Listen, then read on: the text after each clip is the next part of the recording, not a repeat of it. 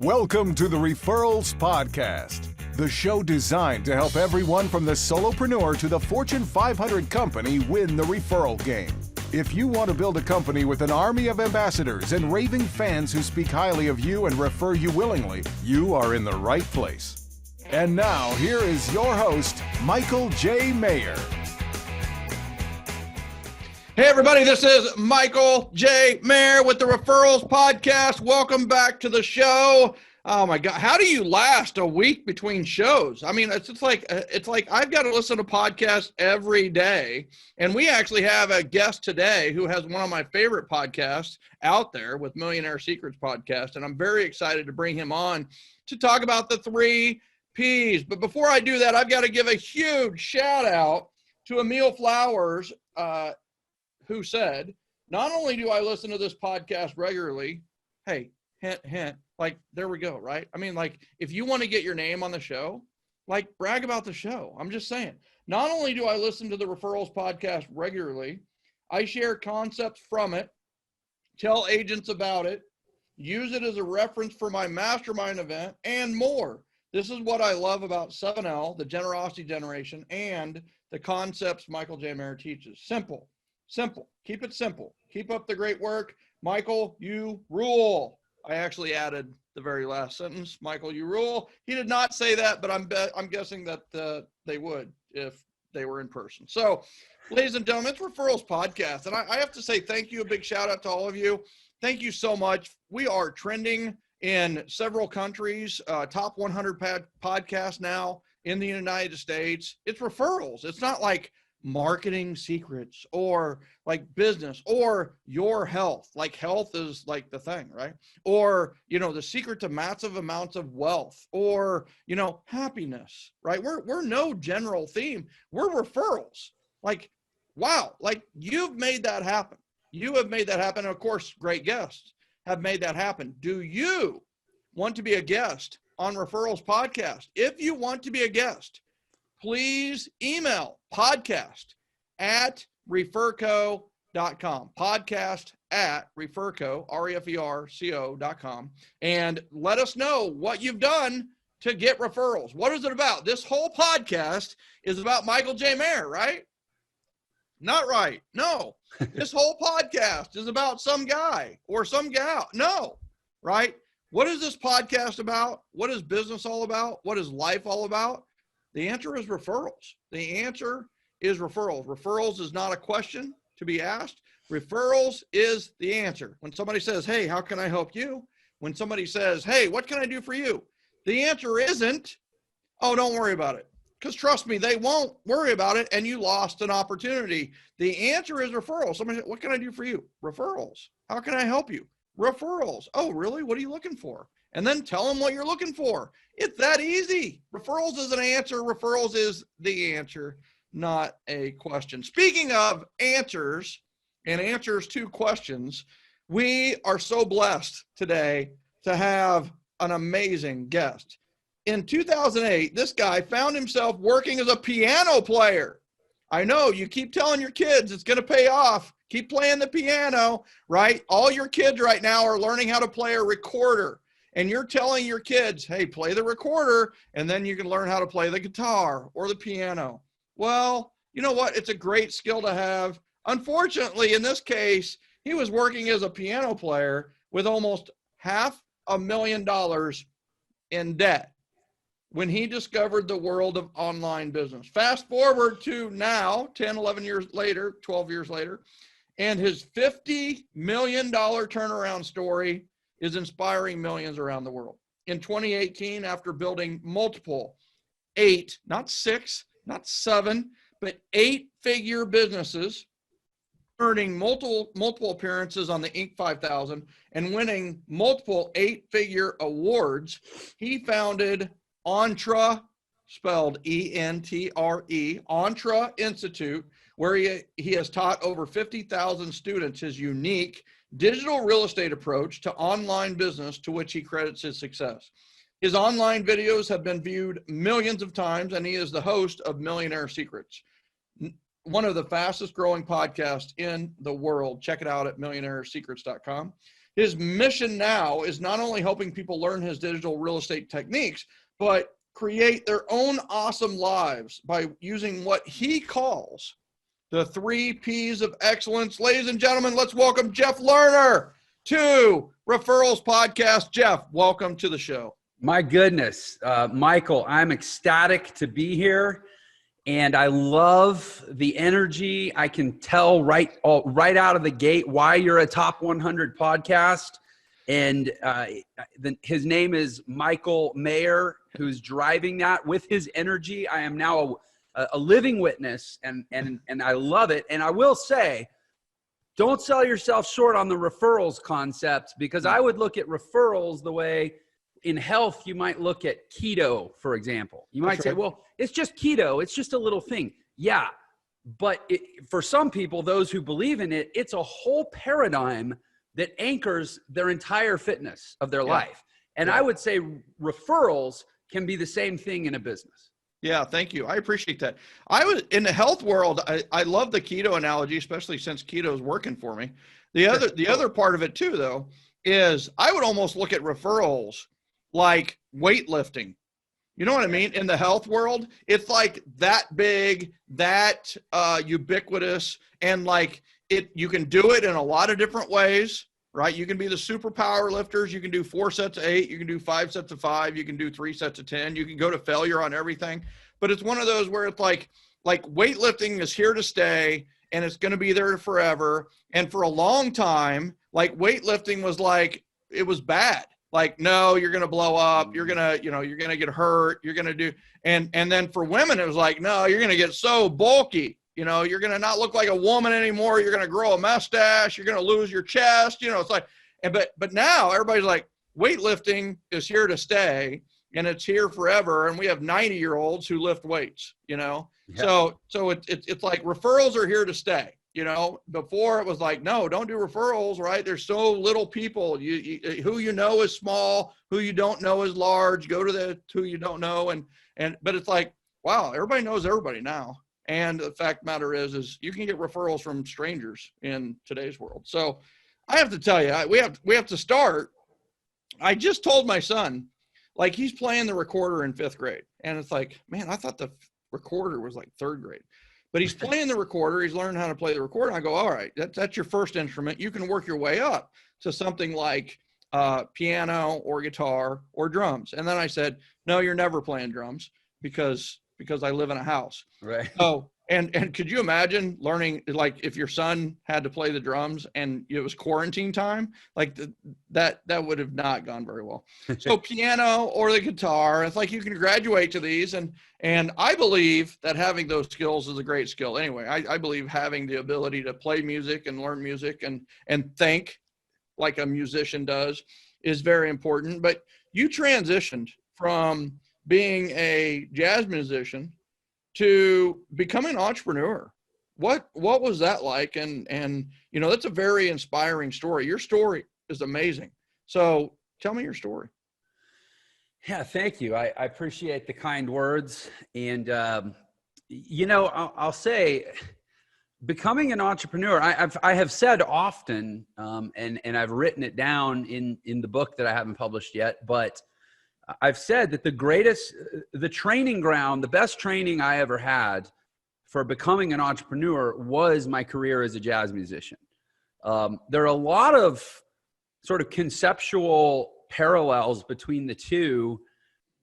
Jazz, unique within music, right? It's different from classical music. It's different from rock music, although I guess it has a little bit of a likeness to rock. But with jazz, essentially you have a few knowns, a few sort of fixed variables, and then you have this gigantic world of freedom to be creative and to be spontaneous within the framework of the fixed variables. So like your tempo, your key, your chord changes, your melody, they're sort of referential, and as guides, they never change.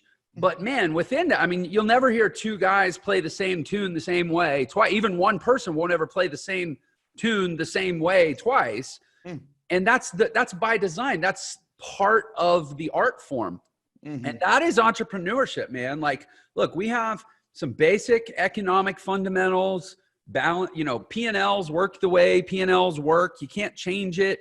People tend to work the way they work. I mean, from a macro managerial perspective, but those are the fundamentals. And just like jazz, you spend all this time learning the fundamentals, then you go up on stage and you forget all your training and you just play. Yeah.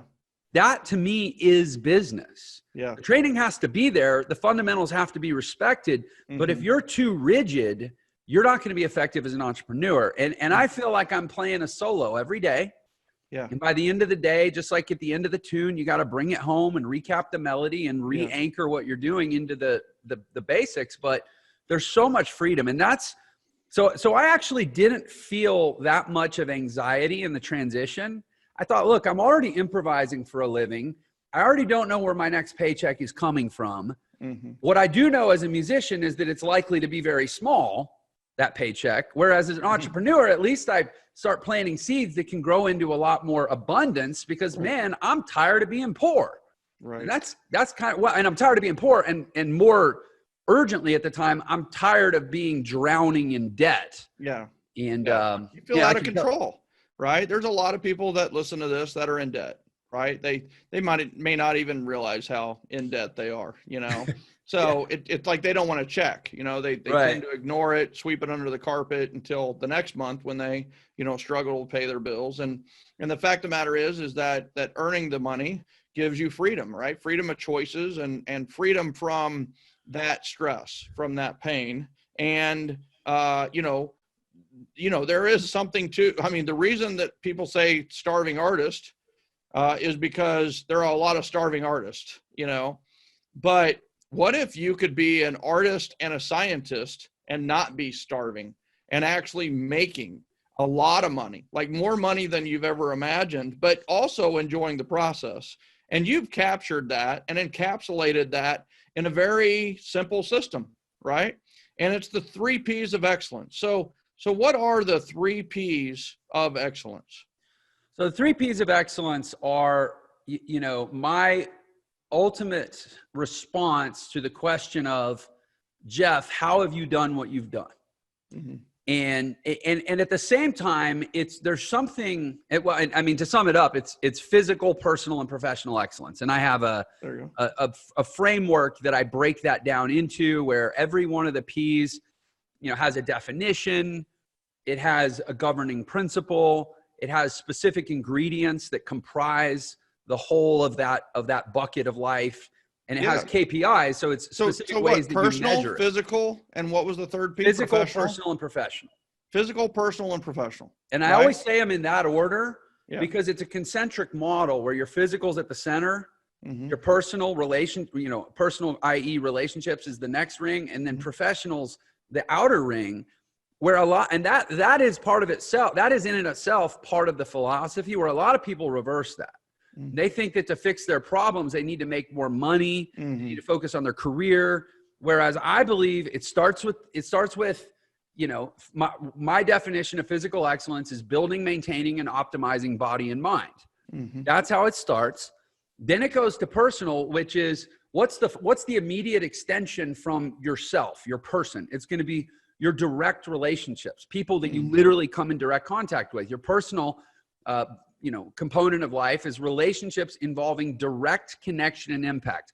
Right now, in this moment, we are established. This conversation fits within the personal framework of my life. Now, prior to this, when I was listening to your podcast, and maybe you were listening to mine, that was in the professional bucket of life. That's right. Which is relationships involving indirect connection and impact, AKA your value exchange with the world, which is, among other things, how most people get paid.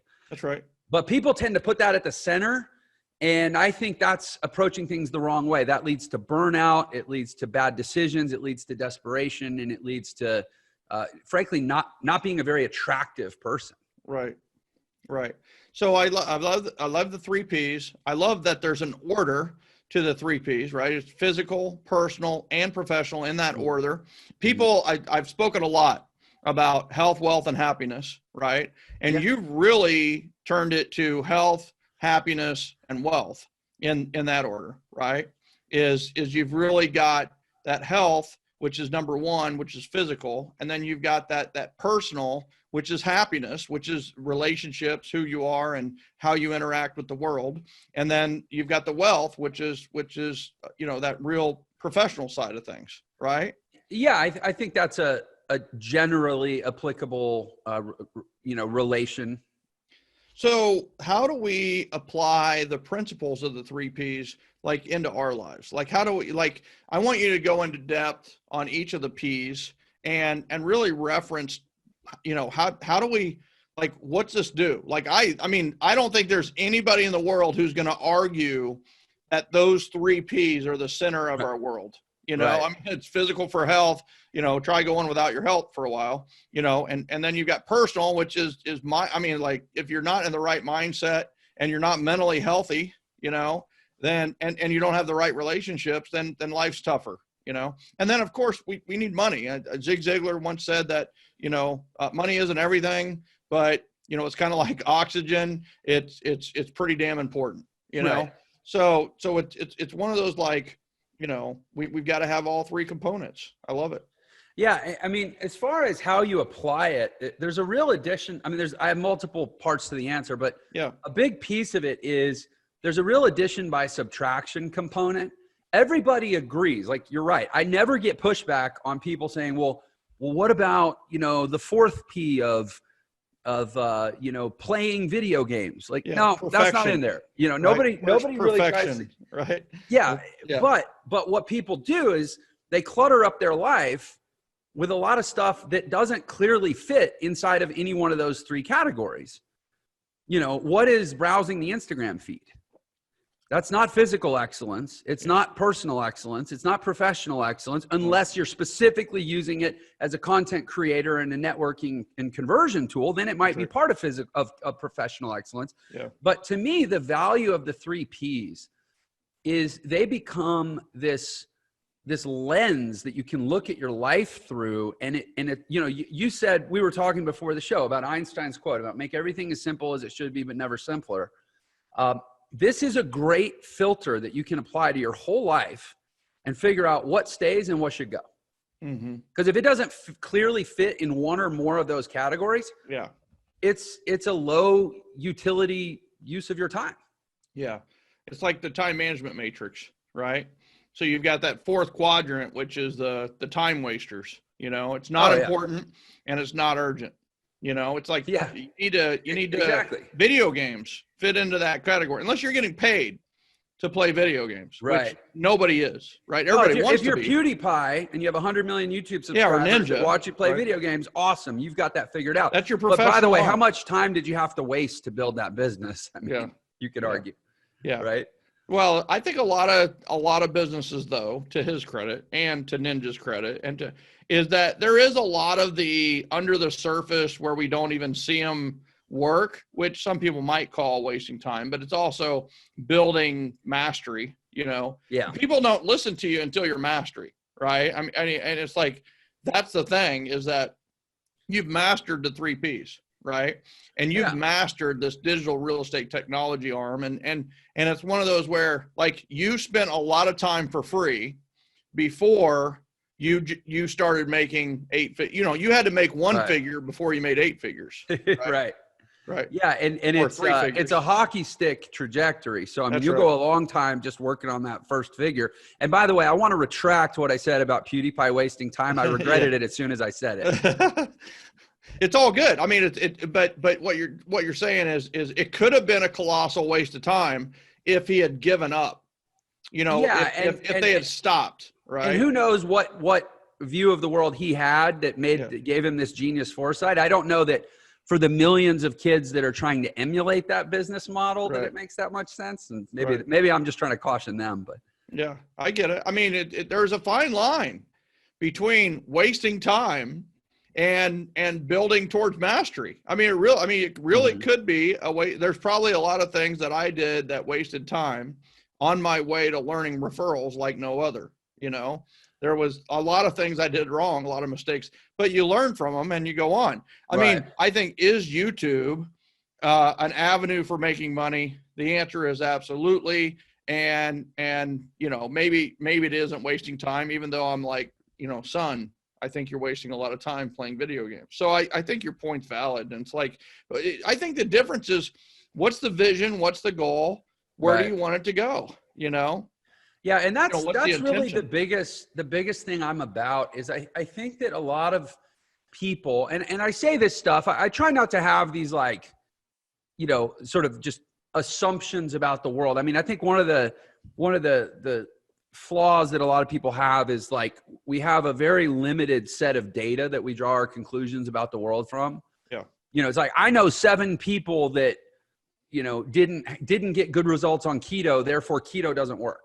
Well, 7 million people got results, but you don't know those 7, right? Yeah. So I try not to have too narrow of a view of the world. Here's another example. Hey, I know this guy who won the lottery, right? I mean, everybody talks about the lottery winners. They're on the paper. They're not, you know, they're on the internet. They're everywhere, right? Right. What they didn't talk about is the 100 million losers on the lottery, right? You know, so I think the big thing here is that, you know, I think let's go a little bit deeper into the application. What Referrals podcast is all about is give me something to do. Like after I listen to the podcast, I have 3 to-dos that are going to make my life better if I apply these 3 P's, right? Okay. So give me one under physical, give me one under personal, and give me one under professional, something that I could do a little bit better, right? So, yeah. So, I mean, I think the most important thing to do is to, you know, what gets measured gets treasured,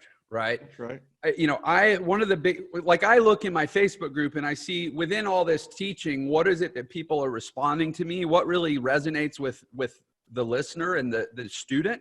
Mm-hmm. And one of the big things that seems to really land with people is establishing KPIs in our life, you know, key performance indicators, specific, objective,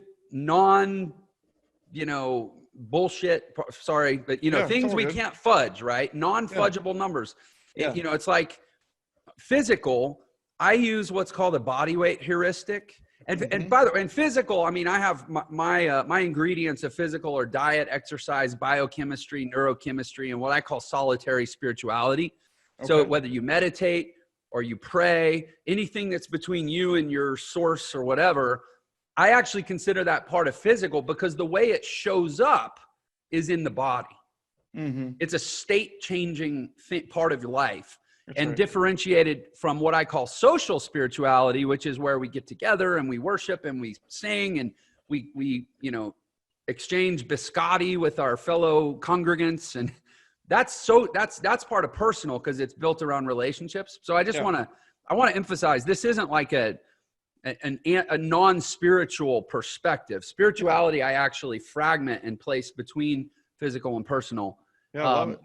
To allow for what that. Are the pieces of physical again, just so everybody can get those? It's diet, exercise, biochemistry, neurochemistry. So it's like chemistry of the body, chemistry of the brain, and solitary spirituality, which is a whole realm that we can't, pin down with specific systems necessarily.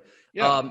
And so to me, it's defining KPIs that allow you to measure the aggregated effect of all those systems. For me, the one that I use the most is what I call a body weight heuristic. Like, I don't think it's fair to say, well, I can bench 200 and he can bench 300. So therefore he's more physically excellent than me.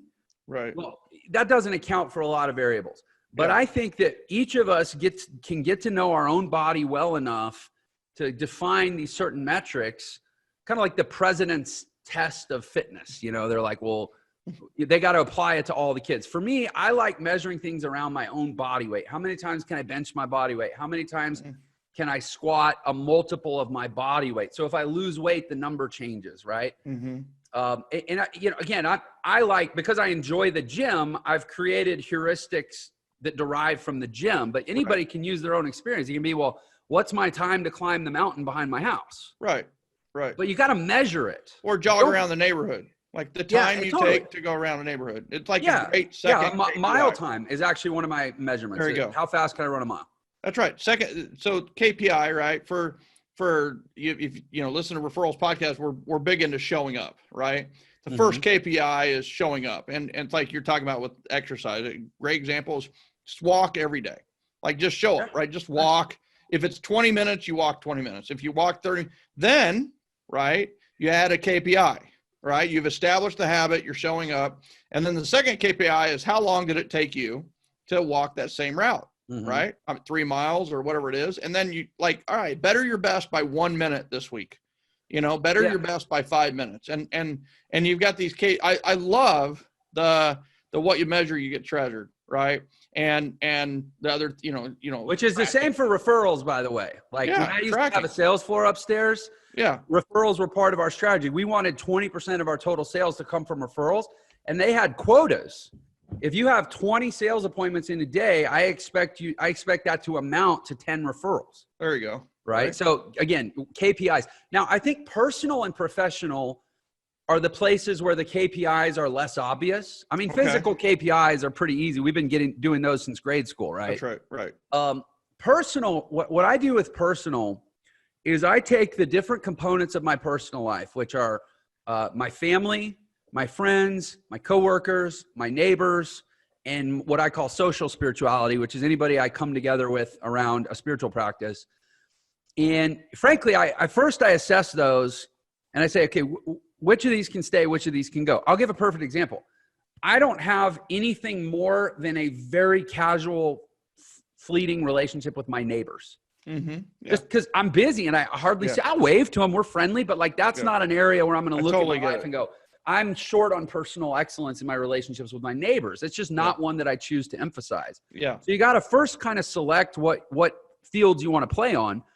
And then what I do in grading, again, same principle, you got to measure it. So what I do is for the areas of my personal life that I choose to emphasize, which are really my family, my coworkers, a couple very close friends, those are the ones I tend to lean into. I grade them for impact. I grade them for reciprocity, and I grade them based on time allocation. So for example, I'll look at my relationship with my family and I'll say, on a scale of 1 to 10, what kind of a positive impact do I think I'm having with my wife and kids? And then I'll say, what kind of reciprocity am I building with those people in those relationships? Meaning, investment, essentially I think of it as a bank account. I'm making credits, deposits into this account so that eventually someday I need to withdraw. Someday if I have to tell my daughter, Jada, I'm sorry, I can't be at your dance recital because I'm going to be traveling for work. I love you and I'm there with you in spirit. She's going, that's okay, Dad. You're usually always there for me. So I get it. I've made deposits. Now I need to make a withdrawal, right? That's the reciprocity grade. And then time allocation. Look, I got 168 hours in a week. So many go to sleep. So many go to brushing my teeth. What's left that I can apportion to those people? And you just got to be methodical and intentional. I try to leave nothing in my life to chance. You're trying to be 100% proactive. Because life's reactive enough, right? Yeah, exactly. That's the thing. It's not that chance isn't going to happen in my life. Right. But it's like the Navy SEALs. You prepare for the unpredictable because no plan survives contact with the enemy. No schedule survives contact with the morning. Right. But at least have it thought through ahead of time. And then professionally, the immediate instinct is to go, oh, my KPI is money. Right. That's how I grade my professional. Right. Income, profit. Elon Musk is clearly more professionally excellent than I am because he's got a lot more money. Maybe. I mean, frankly, that guy's pretty dialed with professional excellence, I would argue. But it's a little more nuanced than that. I look at, again, my governing principle is diversified growth across whatever value channels I define. So for my life, clearly one of those value channels is based on the size of my personal economy, how much money is coming in and going out, and just, which spills into how many jobs am I creating and how much business am I doing and all that. But also my brand, my reach, through anyone that I indirectly impact. I'm about to hit 10,000 followers on Instagram. People say, oh, you can't pay your bills with followers. No, but you can monetize followers. They have value. It's a form of currency. Right. And so I define the value channels that are important to me. And then I grade them around money, Well, the three KPIs are finance, authority, and creativity. Mm-hmm. So within each of those, how financially rewarding are they? How much am I using them to build authority? Because authority is a long-term asset. You can cash authority in at any time. If you have enough authority, you're set for life, even if you run out of money. Right. And to build authority in the world we live in now, you have to be expanding your influence. So I look at it as the metric is authority, but the currency is influence. And I'm trying to accrue more influence currency to grow my metric of authority. And then finally, one that's important to me is creativity, because, and maybe it's just my artistic background, I derive energy from the sensation that I'm creating. I don't want to ever have a day go by where something new doesn't exist in the world because of something I did. That's my definition of hell is to never get to create anything. And so that's one that's a big metric for me. And this is my framework. It doesn't have to be everyone's, but what I hope everybody's taking away from this is to just be really, really methodical about how you measure your life, because you'll never, what gets reported, there's all these adages, right? What gets reported will get rewarded. That's right. That's right. I think, you remind me a lot of Timothy Ferriss. I'm sure you follow. Yeah, Ferriss. Of course. Yeah. Right. I love his book. So, he's always, he's his own best guinea pig. Right. So he's always trial and error. I mean, I do a class called Sweet Dreams that is on a nightly ritual. And so I actually starts, we do it in August and September, and it's like literally, what is your nightly ritual? What do you do as part of your bedtime routine that lets you use the superpower of sleep? Well, Ferriss's nightly ritual is scientific to the max, literally hot tub with Epsom salt, sauna for exactly X minutes, cold shower, and then temperatures at a certain level, the whole 9 yards. And it's just one of those where I have found that people are afraid of over constraining themselves and over restriction. And, what do you tell the person who feels like, man, it seems like you're giving up a lot of freedom, but what happens to variability? And I want to be my own person, and I want to do my own thing. And I don't even shower the same every day. Like, what do you say to that person? I quote the Navy SEALs: freedom through discipline. Discipline equals freedom. Right? Nothing will set you free. Yeah. And I quote my therapist. Yeah. My therapist told me, and I started going to this therapist 11 years ago. He said, Jeff, don't get a permanent tattoo, because I don't advise that. He said, I want you to go get henna, and I want you to write on your arm, structure is my best friend. There you go. Love it. My life, listen, you know what's fun? People say, I want to have fun. I want to be spontaneous. You know what's fun? Getting results. Being awesome. Having an awesome life. Having people ask you the question, how do you do it all? Yeah. Listen, man, I'm not above taking a moment to celebrate what I've been able to do. That's right. When people say, how do you do it all, man? How do you get so much done? Like, you want to feel good about yourself? Have somebody ask you that question. Yeah. And the answer, the only answer I have to give, because I'm one man, I'm 41 years old, I'm not a good athlete. I tend to get hurt a lot, like in the gym. I just there's a lot of things I'm bad at, but what I've gotten really maniacally good at is being regimented with my schedule. And when people say, how do you do it all? They're not just saying, how do you make a lot of money? There's people that make way more money than me. Yeah. But it's, how do you make a lot of money? You have a great family. You and your wife are like the envy of every couple that knows you. You're like always happy. You truly are best friends.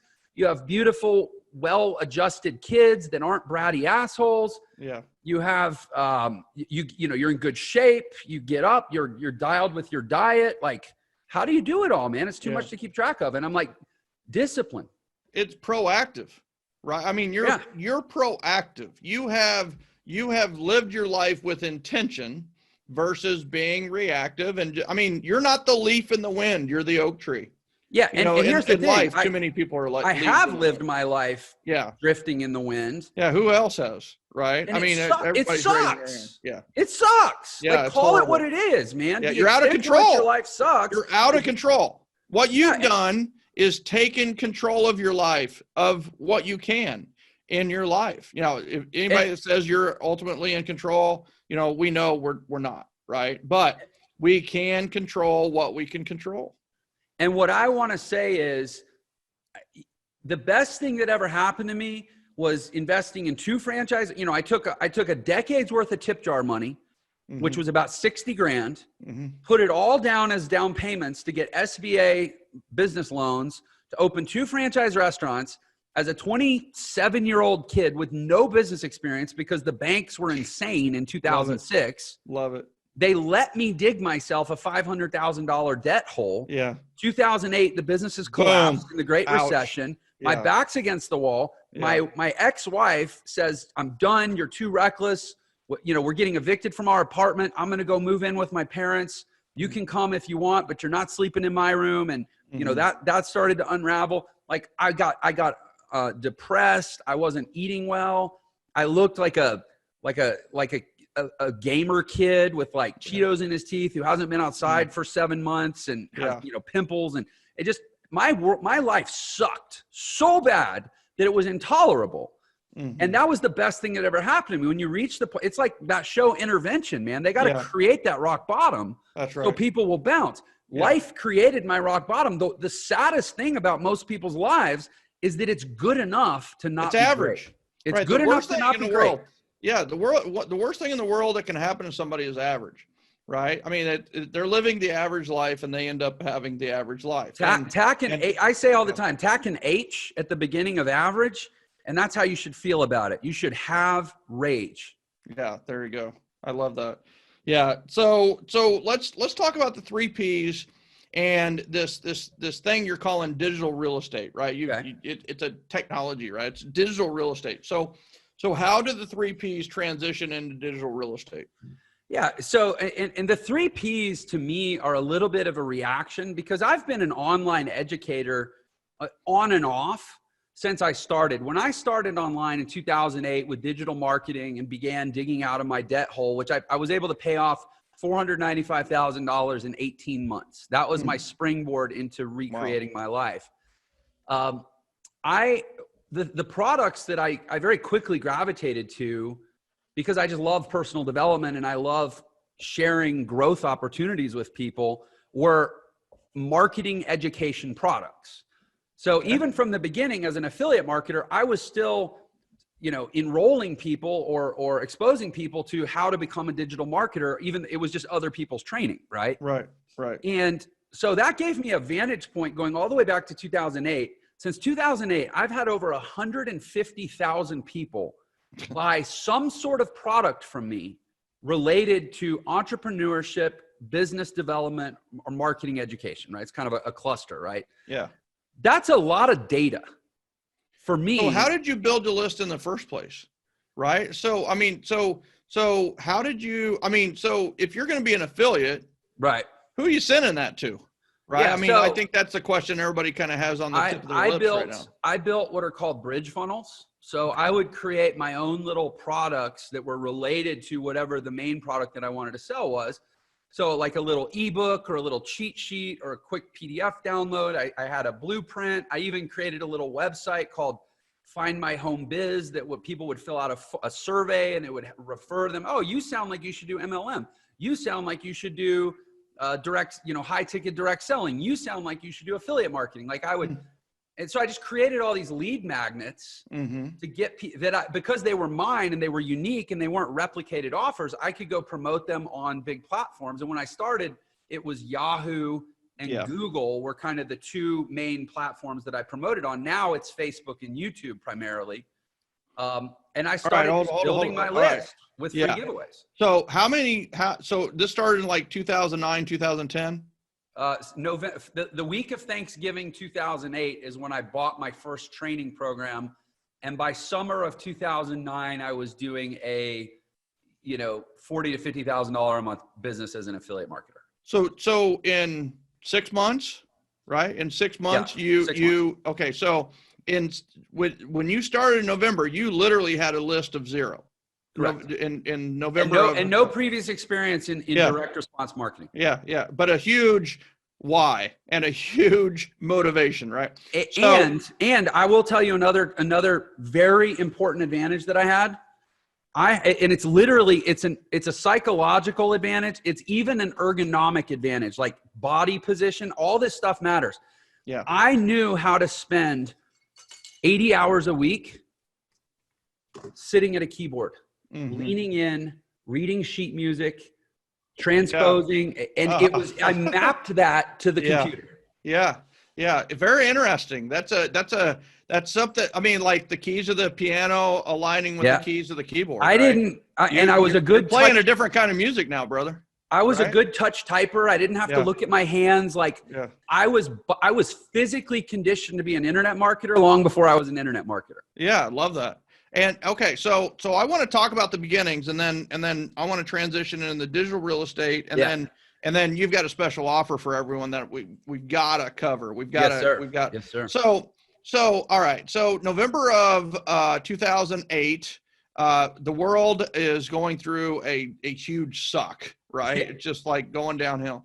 And you have 0 people, and you're getting started. You're in debt. You're tired of it. It's intolerable. You want a new life. You create a new life. So you're like, all right, I got my first product. What was the first product you bought? Right.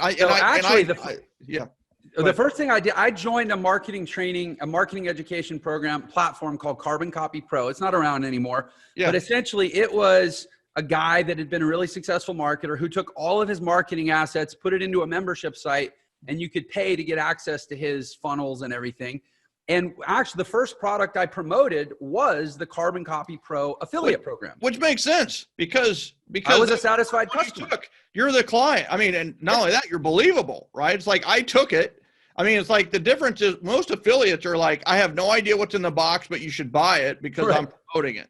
You know? But in your case, it's like don't buy health products from fat people, right? Yeah. I mean, it's like it's one of those where in your case, it's like I did it, and by the way, I was an affiliate of it. I sold a lot of these, and it's truthful, it's authentic.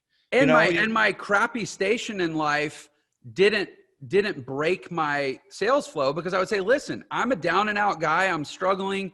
This is giving me viable tools that I can use to change the course of my life. And if you're looking for life change too, maybe you'd like to check it out as well. And the fact that I was a broke loser didn't kill the deal. Yeah. Well, it's actually more, it's better. It's part of the story. It gave me credibility. It's helping. Yeah. So, all right. So where did you post that as an affiliate? Where did you put that? Like don't have any followers, right? No, and bear in mind, this was 2008, 2009. Right. So it's a different Very world. Early. There was no click funnels back then. That's right. I mean, when I say that I worked hard and I did what a lot of people aren't willing to do. Yeah. I mean, I'm talking, I went and bought books like this. Yeah. On HTML, on CSS, on JavaScript, on PHP, on MySQL, on WordPress for Dummies. I taught myself how to do all this stuff because I didn't have the money to hire developers. And back then, you wanted to have even a basic brochure website done. It was $5,000. It was a premium product. So I had to teach myself all this stuff. Again, the ergonomic advantage. I was used to deciphering Chopin etudes. It didn't bother me to spend literally 80, 100 hours a week doing this thorny brain work to figure this stuff out. Yeah. Grunt work. And I did it. I mean, people say, oh, you did it in 6 months. Listen, I'm talking 14 hours a day. I was living in my ex-wife's parents' house with her down the hall in her old bedroom. I'm in the guest bedroom. Nobody in that house is a big fan of Jeff Lerner. I don't want to leave the room. I'm a musician who, by the way, I has developed arthritis in my wrist. I could only do a couple gigs a week. Yeah. So I literally, the one advantage I had, well, the two. One was I was at rock bottom, so I was desperate and willing to do whatever it took. The other is I had 120 hours a week I could work on learning these skills. That's right. So all right. So how many of the Carbon Copy did you sell? So Carbon Copy Pro had a basic package that was $395 with $149 a month membership. There you go. And I ended up, in my second year, I broke the record for sales in a month. with that program, which was, I think I think I did over 100. Yeah. Um, in 1 month.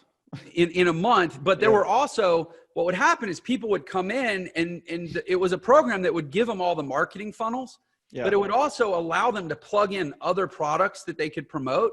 So I actually stacked up a suite of products behind it where I would say, listen, come in here, learn how to set up your funnels, learn the basic skills. But then once you have that, go sign up for other products that you can hook into it.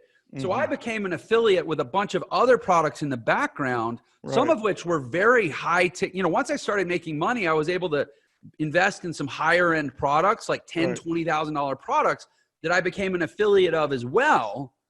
Like investment education conferences and annual travel discount programs and things that were $5,000, $10,000 where you could earn a $3,000 to $5,000 commission on one sale. Right. And then the other thing I did, let me say this, a lot of people, they hear the internet and they go, oh, it's all automated. It'll all be hands-free. I'll never have to get my hands dirty. It won't be a lot of work. Let me tell you what Jeff Lerner did, because he was desperate enough to push himself to do it, even though he's an introvert and the thought of it terrified him at first. I got my ass on the phone. I would call up every single person that came into my funnel that would give me a phone number, and I would ask them how I could help them, what they were looking for. I would spend as much time as it took, and I would connect them to other products. And because of all the people online that they were opting into funnels for, I was the one guy that actually called them. Picked up the phone. High trust, high conversions.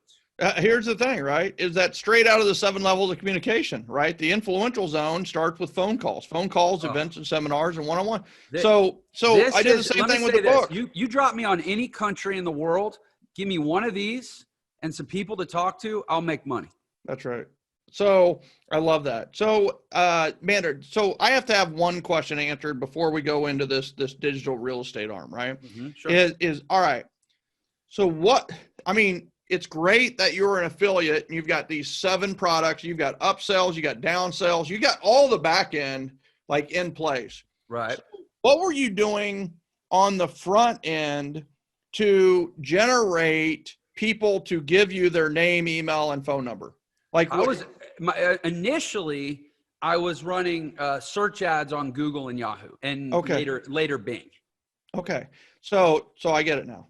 So you're, and then I started building out YouTube videos under a brand. And I've since scrapped the whole channel because it's not relevant anymore. But I built up a pretty good sized YouTube channel at one point that, back then it was a lot easier to start getting organic traction on YouTube. So that helped too. Right. So how big was your list in, let's say 2010, right? So 2008, you really have 2009, 2010. By the end of 2010, how many people were in your funnel? I don't remember that exactly, but I'll tell you this. I got out of affiliate marketing in 2012. I completely switched businesses and switched to a digital marketing agency doing B2B. Yeah. And I remember when I purged my Infusionsoft account, because there was no reason for me to keep paying for that many contact records. Right. There was almost 400,000 people in it in 3.5 years. Yeah, just driving the traffic. I love it. I love it because this is such a great, so what was your overhead? The answer is nothing other than your Infusionsoft account. My overhead was putting up with my time. Ex-in-laws. Yeah. We're probably not going to touch on that subject now. Thank you. I brought it up. But so let's jump into digital real estate. So what do you talk about when you talk about digital real estate? So digital real estate's a concept that I have built Entre Institute around. So 2018, I sold my digital agency. I spent 6 years building a digital agency, or about five years and change. Was on the Inc. 5000 twice. I got my plaques. And sold that in 2018 to a software company. Had a nice exit for an undisclosed sum, but it was enough to do some good things for my life. And I said, okay, how can I start teaching people how to be successful on the internet? It's like, do I really want to step back into that world? Because the online marketing education world is frankly such a minefield of garbage. And what am I going to do? How am I going to position myself in that landscape that I don't just get tainted by association with all this riffraff and scammers. And I came up with this concept of digital real estate as like, when I really look at my career and I say, what have I done well that's allowed me to be so successful? So I grew up, my dad was a money manager growing up, and he was a value investor. So he would stay in companies for 5 years, and for 4 years, the stock would do nothing. Mm-hmm. And in the 5th year, it would go up 700%. Mm-hmm. And he taught me a lot about the fundamentals of value. Mm-hmm. And what I always did well as a digital marketer, and I didn't do it perfectly. If I'd known then what I know now, I'd probably have made $100 million. Mm-hmm. But I always focused on building assets, not just getting some cash. And most of the garbage on the internet is all quick hacks. They're selling two things. They're selling brevity, and they're selling a modest financial result. It's like how to make $500 in 48 hours on Instagram. Mm-hmm. How to set up a funnel that where, Jill makes $2,500 a month working 2 hours a day. Like mm-hmm. They're selling a modest result that you can do really easily. I'd rather have a real conversation and be like, listen, let's work our asses off and make millions of dollars. Mm-hmm. That's just more interesting to me, right? Yeah. And that's anathema on the internet. That goes against the grain, and that separates me from everybody else online. But the real principle I figured out, I've also done real estate investing. Like as soon as I started making money, I started acquiring some property. And I realized the fundamentals of real estate are actually no different online. And I came up with this concept that basically says a screen is just two-dimensional real estate, and building out a web funnel is just like being a real estate developer. You go get an address, you build up your foundation, you add value to the asset, and then you want to get people to the structure mm-hmm. and have a mechanism for converting the traffic. That's no different than building out a restaurant, right? That's right. And so I think about internet business in real estate terms, where you don't just want to be going after money now. You want to be building assets that can appreciate in value over time. So mm-hmm. I only build internet properties now that I could potentially exit mm-hmm. or that I can park and make money from for decades. Right. Love that. That's the concept of digital real estate. It's actually pretty simple once you explain it, Well, it makes a lot of sense to anybody that's a realtor, right? I mean, 80% of the people listening to this are probably real estate agents. And it's a great litmus test, because 98% of the stuff you hear about online is a quote way to make money. Right. Doesn't pass the digital real estate test because there's no long-term asset. Right. So you've got a special offer.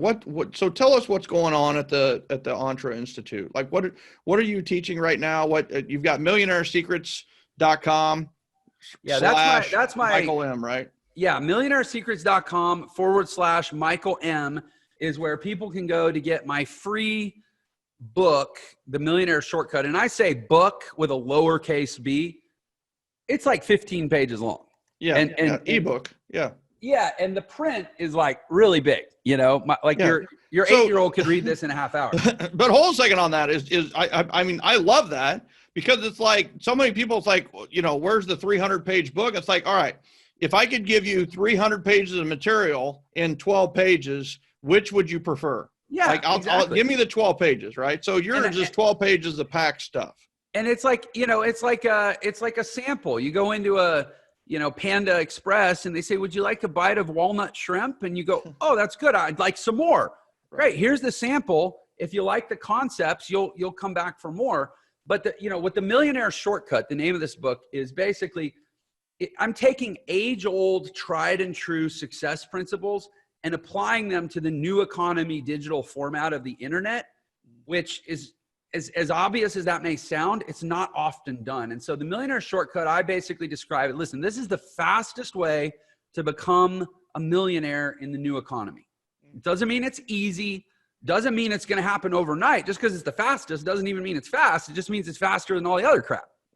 Right. And so if you go to millionairesecrets.com/Michael M, you can download a free copy of that. You asked about Entre Institute, and obviously we'll teach you more about it. If you get the book and you like it, there's a video you can watch and we'll tell you more. But at its core, I think the thing that differentiates Entre Institute from all the other marketing education online, there's two things. One is the digital real estate principle. So we really speak real business language that appeals to a little more sophisticated person who wants to build assets, not just short-term cash. But secondly, we're not what I call a railroader. I'm not going to say, well, I had a digital agency and I sold it. So therefore, the way to be successful online is to build a digital agency. Mm-hmm. There's some people that shouldn't build a digital agency. There's people that don't want to talk to businesses. They don't want to get on the phone.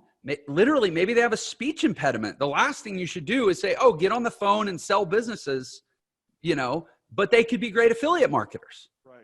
Right. And then ditto, there's, course creation is the thing that I recommend a lot, but there's some people that are great natural teachers and some people that aren't. So what I try to do in Entre is educate people about the digital landscape and help them select and identify where the best opportunities are that suit them, rather than trying to shove everybody into a one-size-fits-all business model, frankly, like everybody else does.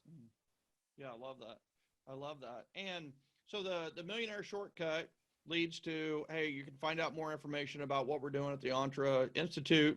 And I'm telling you, if you're listening to this, you got to go to millionairesecrets.com/Michael M to get this ebook. It's 12 pages. It's free.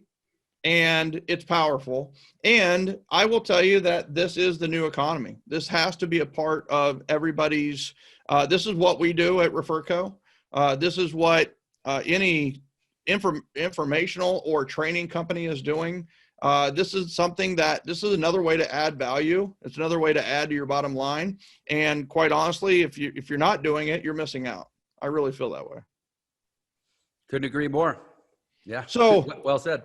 So Jeff, if they want to reach you or learn more about the Entre Institute, how do they do that, other than if they want to go to millionairesecrets.com/Michael M, and that's MICHAELM.